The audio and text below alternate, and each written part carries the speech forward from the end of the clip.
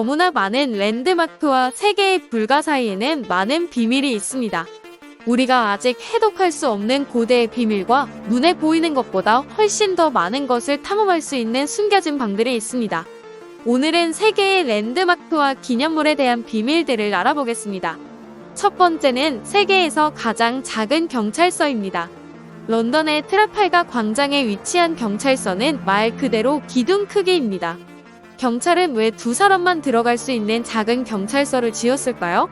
1926년 런던은 제멋대로인 곳이었고 사람들은 점점 더 불안해졌습니다. 그래서 경찰은 도시 내의 사람들을 볼 수 있는 방법을 원했습니다. 그래서 가로등 기둥을 만들어 공식 경찰서로 바꾸지 않는 것이 그들의 해결책이었습니다.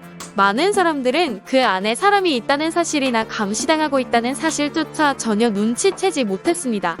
왜냐하면 그것이 가로등과 똑같아 주변 환경과 완벽하게 조화를 이루고 있기 때문입니다.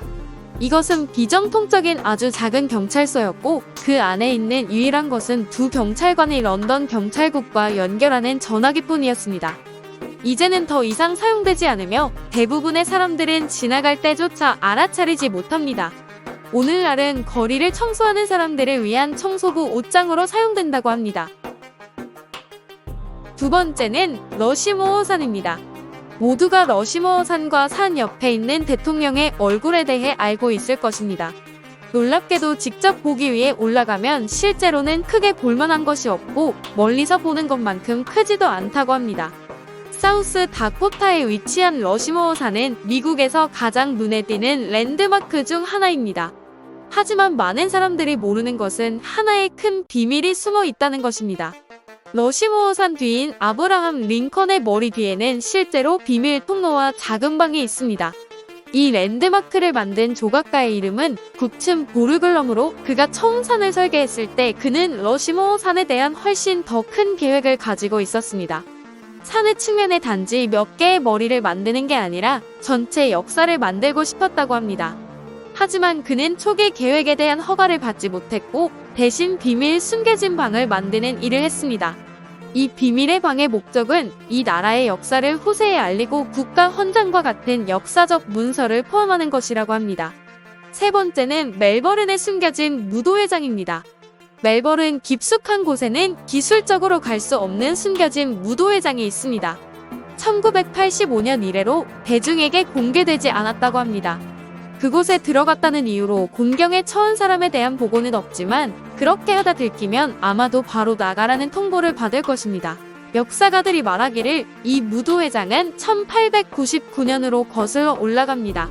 이 무도회장의 원래 목적은 행사가 있을 때와 교육 목적으로 강의실로 설계되었다고 합니다. 그리고 빅토리아 철도 연구소의 일부로 예정되어 있었습니다.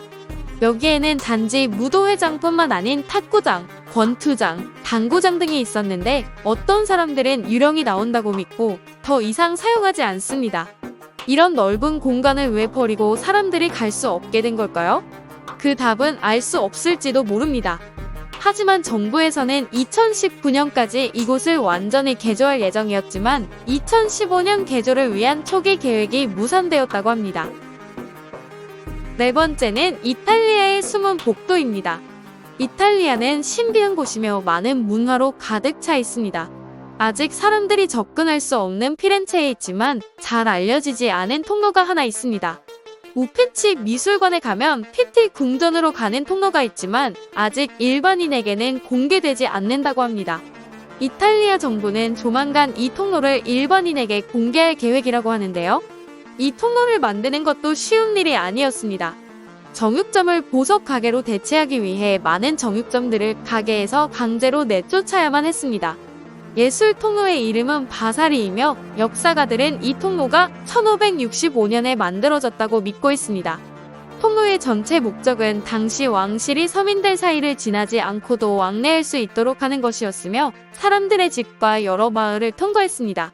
통로의 많은 부분이 제2차 세계대전 폭격으로 파괴되었지만 정부는 다시 기능하게 만들고 전체 통로를 완전히 개조하기 위해 노력하고 있습니다. 다섯 번째는 에펠탑의 비밀입니다. 최근에 파리에 에펠탑을 가본 적 있으신가요? 그렇다면 에펠탑의 아주 비밀스러운 방에 대해서도 알고 계신가요? 타워 내부에 비밀 아파트가 있습니다. 아파트는 원래 건설되었을 때부터 이미 썩기 시작했기 때문에 프랑스 정부는 아파트를 원래의 영광으로 되돌리기 시작하기로 결정했습니다. 오늘날 아파트에는 구스타프의 밀랍 모형이 있고 그의 딸도 아파트에 전시되어 있으며 발명가이자 천재 토마스 에디슨의 밀랍 인형도 있습니다. 아파트는 1889년에 에펠탑의 공학적 노력을 감독한 구스타프라는 사람에 의해 만들어졌습니다. 그는 이 아파트가 존재한다는 사실을 알고 있었던 유일한 사람이었고, 그리고 그의 상후 몇 년이 지나서야 사람들이 이 비밀 방을 찾았다고 합니다. 여섯 번째는 그랜드 센트럴 터미널 테니스 클럽입니다. 뉴욕의 그랜드 센트럴 터미널을 생각하면 쥐와 카트, 저렴한 핫도그를 판매하는 것을 생각할 것이고, 긴 줄과 기차가 도착하기를 기다리는 분주한 대기 시간을 생각할 것입니다. 하지만 남들보다 잘 아는 사람이라면 그랜드 센트럴 터미널 테니스 클럽에서 활동에 참여하고 테니스를 칠 수 있다는 사실도 알지도 모릅니다. 여기에서 테니스를 친다는 것은 엘리트이고 많은 사람들이 모르기 때문에 가격이 다소 비싸다고 생각할 수 있습니다. 하지만 그게 다가 아닙니다. 왜냐하면 이 테니스 방에는 피트니스 룸도 포함되어 있고 초보자와 젊은 사람들이 테니스를 칠 수 있는 주니어 코트도 있기 때문인데요. 이 테니스 코트는 60년대부터 운영되어 왔지만 오늘날에도 이 위치에 대해 아는 사람이 많지 않고 대부분의 뉴요커들에게 그랜드 센트럴 터미널 테니스 클럽에 대해 물어봐도 잘 모른다고 합니다. 일곱 번째는 루즈벨트에 숨겨진 기차역입니다. 뉴욕 아래 숨겨진 또 다른 비밀은 당시 루즈벨트 대통령과 소수의 사람들만 알고 있었습니다.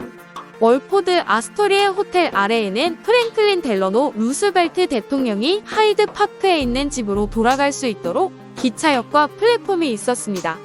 이것이 지어진 이유는 그가 대중의 관심을 끌지 않고 여행하고 왔다 갔다 하기를 원했기 때문입니다.